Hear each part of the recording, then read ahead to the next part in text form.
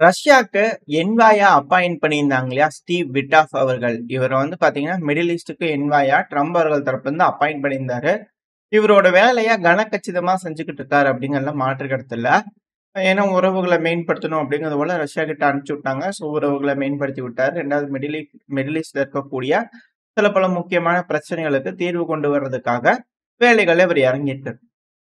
இப்போ இவரோட point of வியூல இருந்து பாத்தீங்க அப்படின்னா, அதாவது கெலாக் அவர்களும் அப்பாயிண்ட் பண்ணியிருக்கிறாங்க இந்த ரஷ்யா உக்ரைன் பிரச்சனையை தீர்க்கறதுக்காக ஒரு என்வாய். 2வது வந்து பாத்தீங்கன்னா, அவரு ரஷ்யாவோட பேச்சுவார்த்தை சுத்தமா ரெடியா இல்ல. ஸோ அதனால அவரு முரண்பட்டு இருக்கிறதுனால ரஷ்யா அவர உள்ளேயே சேர்த்துக்கிறது இல்ல. ஸோ அதனால தான் விட்டாஃப் அவர்கள் மிடில் ஈஸ்ட்க்கு இருந்தாலும் பரவால்ல போய் ரஷ்யா கிட்ட பேசுங்க அப்படின்னு அனுப்பிச்சு விட்டுருந்தாங்க. இதுலயே சைக்காலஜிக்கல் வார்ஃபேர் நம்ம தெரிஞ்சுக்கலாம். அதாவது இன்ஃபர்மேஷன் மிஸ்கைடன்ஸ் வந்து பாத்தீங்கன்னா, நம்ம இதுல புரிஞ்சுக்க முடியும். இவரு மிடில் ஈஸ்ட்டுக்கு தான் என்வாய். ஆனா, ரஷ்யாக்கும், அமெரிக்காக்கும் உள்ள உறவுகள மேம்படுத்துறதுக்கு தான் இவரு இருக்காரு. ஆனா, கெலாக் அவர்கள் இந்த ரஷ்யா, உக்ரைன் பிரச்சனைய தீர்க்கறதுக்காக அப்பாயிண்ட் பண்ணக்கூடிய என்வாய். ஸோ இதுதான் இங்க இருக்கக்கூடிய மிக முக்கியமான விஷயம். அவரோட நிலைப்பாடு எதுவோ, அதுதான் அமெரிக்காவோட நிலைப்பாடு இந்த ரஷ்யா, உக்ரைன் பிரச்சனைய பொறுத்து. ஏன்னா, இது தொடர்பா பல விஷயங்கள் இருக்கு. அதுக்கு பிள்ளையார் சொல்லி போடுறது ஸ்டீவ் விட்டாஃப் அவர்கள். இவர் தரப்புல இருந்து வந்து பாத்தீங்கன்னா, டக்கர் கால்சன் அவர்களுக்கு இன்டர்வியூ குடுத்திருந்தார். இந்த இன்டர்வியூல வந்து பாத்தீங்கன்னா, எந்த அளவுக்கு அ மிடில் ஈஸ்ட்ல வந்து பாத்தீங்கன்னா, டெக்னாலஜி இருக்கு தெரியுமா? ஏஐ வளர்ச்சியா இருக்கட்டும், இல்ல தொழில்நுட்ப வளர்ச்சிகளா இருக்கட்டும், இப்ப இஸ்ரேலு, யுஏஇ, கத்தரு, சவுதி இவங்கலாம் இணைஞ்சு ஈரான், இது போல இந்த பிராந்தியம் ஃபுல்லா ஒரு ஸ்டெபிலிட்டி, அமைதிய கொண்டு வந்து, இந்த பிராந்தியத்த மட்டும் நம்ம வொர்க் அவுட் பண்ண வச்சோம் அப்டின்னா, எந்த அளவுக்கு மிடில் ஈஸ்ட் உயர்வ நோக்கி போகும் தெரியுமா? அது மட்டும் இல்லாம இப்ப ஈரோப்ல வந்து பார்த்தா டிஸ்ஃபங்ஷன் ஆயிருச்சு. ஈரோப்ல சுத்த வேஸ்ட். அப்படிங்கிறது போல ஒரு தரப்புலருந்து ஒரு ஸ்டேட்மெண்ட் வந்திருக்கு. இதுதான் இங்க இருக்கக்கூடிய ஒரு பாயிண்ட். அதாவது யூரோப்பியன் யூனியன் அப்படிங்கிறது இதுக்கு மேல போர்க்களத்துல இருக்கக்கூடிய ஒரு நாடா மாறிடுச்சு. யூரோப்பியன் யூனியன் தன்னை நிரூபிச்சுக்கணும் அப்படின்னா, அது மோசமான ஒரு நிலைமையில இருக்கு. ஸோ போர்ல அது இறங்கித்தான் ஆகணும். அது வேற வழி இல்ல. ஸோ இப்போதைக்கு அதுலருந்து ஏதாவது கிடைக்குமா அமெரிக்காக்கு? இல்ல அமெரிக்காவோட அ ஏதாவது ஒரு வருமானம், இல்ல வேற ஏதாவது ஒண்ணு நடக்குமான்னு கேட்டீங்கன்னா, இல்ல. இப்போதைக்கு அது ஆயுதங்கள் வித்து பண்ணிக்கலாம். பட் ஆனா அதுக்கு ஜெயிச்சா தான் அது கிடைக்கும். அதுவரைக்கும் வந்து பார்த்தீங்கன்னா, அதுல ஆயுதங்கள் எல்லாத்தையும் குடுத்துட்டே இருக்கணும். அதுக்கு ரொம்ப நாளைக்கு நீண்ட நாளுக்கான யுத்தத்துக்கு அது நடக்கப் போகுது. ஸோ அது ஒரு சைடு நடந்துட்டு இருக்க போகுது. ஆனா இப்போதைக்கு அதுக்கு ஆல்டர்னேட்டிவா வந்து பார்த்தீங்கன்னா, மிடில் ஈஸ்ட். ஸோ இந்த மிடில் ஈஸ்ட்ட தட்டி தேத்திக்கிட்டு இருக்கிறாங்க அமெரிக்கா. ஸோ அதுக்காக தான் அமெரிக்கால இப்ப ட்ரம்ப் அவர்கள் வந்து பார்த்தீங்கன்னா, மிடில் ஈஸ்ட்டுக்கு பயணம். இந்த கத்தார், சவுதி அரேபியா, சிரியா இங்கெல்லாம் தலைவர்கள மீட் பண்ணி மிக முக்கியமான ஒப்பந்தங்கள் போட்டாங்க இல்லையா? ஸோ இத வச்சு ரிலேட் பண்ணி பார்க்கும்போது, இந்த பிராந்தியத்துல அமெரிக்கா நினைக்கிறத மட்டும் செஞ்சுட்டாங்க அப்படின்னா, அடுத்த ஈரோப்பா வந்து பார்த்தீங்கன்னா, மிடில் ஈஸ்ட் வரும். அதாவது இதுக்கு முன்னாடி ஈரோப் இருந்தது தெரியுங்களா? இந்த உலகத்துல ஒரு மிக முக்கியமான ஒரு பொறுப்புல இருந்தது இல்லையா? ஸோ அதுபோல ஈரோப்புக்கு ஆல்டர்னேட்டா இப்போ மிடில் ஈஸ்ட் வந்துரும் அமெரிக்காக்கு. அது மட்டும் இல்லாம வர்த்தகத்துக்கு வந்து பாத்தீங்கன்னா, இது மிக முக்கியமான ஒரு பிராந்தியம். இப்ப இந்த பிராந்தியத்துல அமெரிக்காக்கு சார்பான முடிவுகள் எடுக்குறாங்க இங்க இருக்கக்கூடிய நாடுகள் அப்படின்னா, அமெரிக்காக்கு ஒரு ஜாக்பாட். ஸோ அத நோக்கி காய்கள் நகர்ந்துகிட்டு இருக்கு அப்படிங்கிறது மட்டும் இங்க பார்க்க முடியுது. இப்ப அடுத்தது வந்து பாத்தீங்கன்னா, இவரு சொல்றாரு இல்லையா? ஈரோப்ங்கிறது டிஸ்ஃபங்ஷன் ஆயிடுச்சு அப்படிங்கிறது போல. ஸோ அப்படியே இப்ப நம்ம ஈரோப்புக்கு வரோம் அப்படின்னா, ஈரோப்ல இருக்கக்கூடிய நபர்கள் என்ன யோசிக்கிறாங்க அப்படின்ற கேள்விகள் வருது. அதுவும் லாத்வியால வந்து பாத்தீங்கன்னா, சமீபத்துல அவங்களோட சிவிலியன்ஸ்க்கு கிளாஸஸ் எடுத்து புரிய வைக்கலாம் அப்படிங்கிற யோசிக்கிறாங்க. ஒரு செட் ஆஃப் இன்ஸ்ட்ரக்ஷன் குடுத்து, இது போல தோரணையில, இது போல ஹேர் கட்ல, இது போல நபர்கள் இருந்தா அவர் ரஷ்யாவோட உளவாளிகளா இருக்கலாம் அப்படிங்கிறது போல, மக்கள் பார்த்தோன்னே எப்படி கண்டுபிடிக்கலாம் அப்படிங்கிறது போல மக்களுக்கு சொல்லிக் குடுக்கறதுக்காக, இப்ப வந்து பாத்தீங்கன்னா, ஒரு விஷயங்கள் வந்து பாத்தீங்கன்னா எடுத்துக்கிட்டு இருக்காங்க. அரசாங்கத்து தரப்புலருந்து, லாத்தியோட அரசாங்க தரப்புலருந்து. இப்ப அத ஈரோப்ல இருக்கிற நாடுகள்லாம் பாருங்க, பார்த்து கத்துக்குங்க அப்படிங்கிறது போல வந்து பாத்தீங்கன்னா, மேற்கோள் காமிச்சுக்கிட்டு இருக்காங்க. அதாவது ரஷ்யா அப்படிங்கிற ஒரு நாடு நம்மளோட விரோதமான ஒரு நாடு அப்படிங்கிற ஒரு மனப்பான்மையை உருவாக்குறதுக்காக இது போல வேலைகள் செஞ்சுட்டு இருக்காங்களா? அதாவது இன்ஃபர்மேஷன் வார்ஃபேர். ஸோ இது போல விஷயங்கள வந்து பார்த்தீங்கன்னா, அவங்க செஞ்சுட்டு இருக்காங்களா? அப்படின்ற கேள்விகள் வருது. ஸோ கெலாக் அவர்கள பொறுத்தவரைக்கும், இப்ப இருக்கக்கூடிய பார்டர்ல அப்படியே சீஸ் ஃபயர போட்டுறணும் இல்லையா? ஸோ அதுக்கு தான் தயாரா இருக்கிறாரு.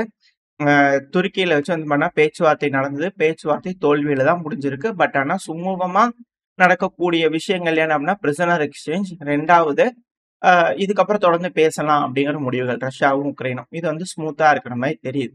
இப்போ அத பொறுத்து அதோட அவுட்கம் வந்து பார்த்தீங்கன்னா, அமெரிக்கா பார்த்து படிச்சுட்டு மார்க்கோ ரூபியோ அவர்கள் ரஷ்யாவோட லாவ்ரோவ் அவர்கள் ஃபாரின் மினிஸ்டர் இருப்பார் இல்லையா? ஸோ அவர் கூட கூப்பிட்டு பேசிக்கிறாங்க.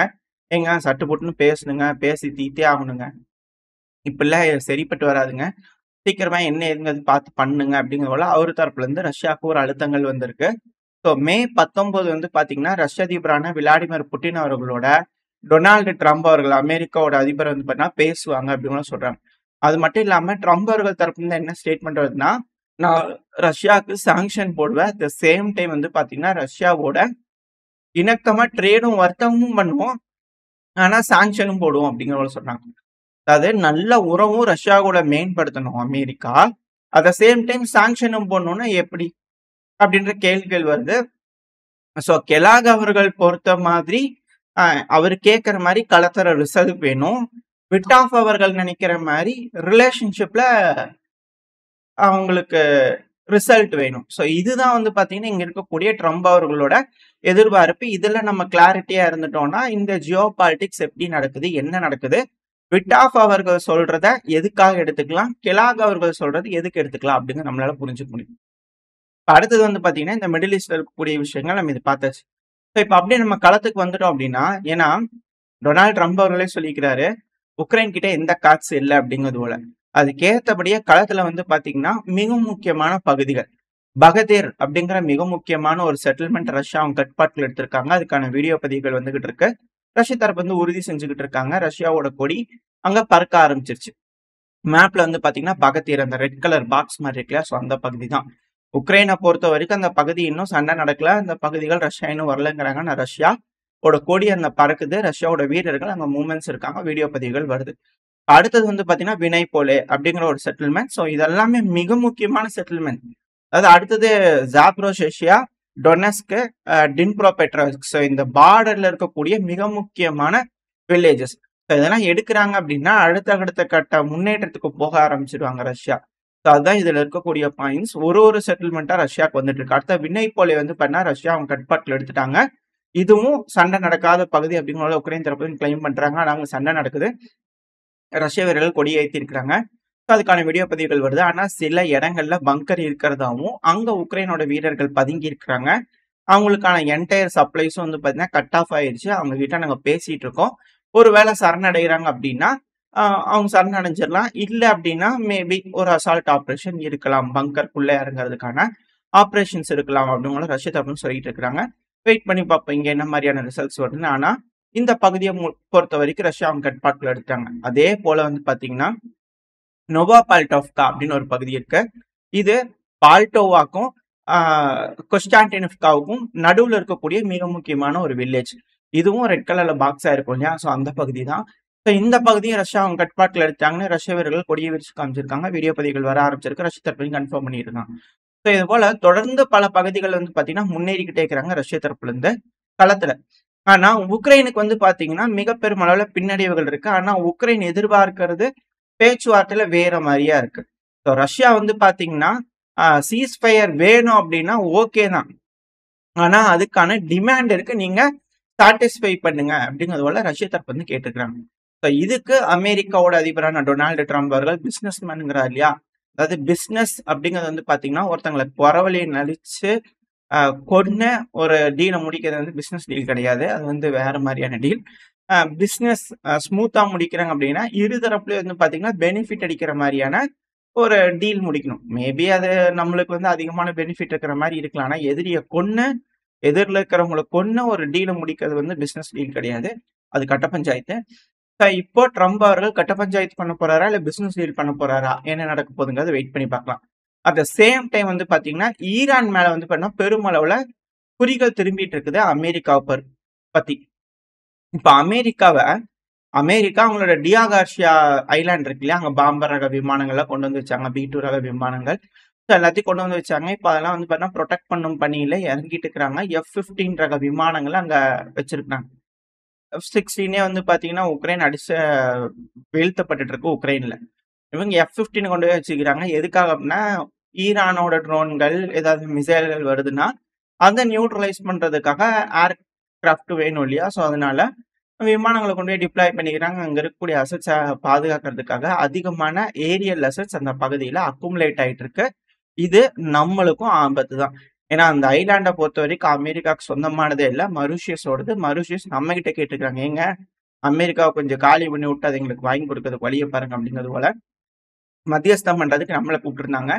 நம்மளும் அமெரிக்கா கிட்ட சொன்னோம். அதுக்கப்புறம் அதிக அளவுல ஆயுதங்கள கொண்டு வந்து அந்த இடத்துல குமிச்சுக்கிட்டு இருக்கிறாங்க அமெரிக்கா. என்ன நடக்க போகுதுன்றத இங்க வெயிட் பண்ணி பார்த்தரலாம். அட் த சேம் டைம் ஈரான வந்து பார்த்தீங்கன்னா ஸ்ட்ரென்தன் பண்ணணும்.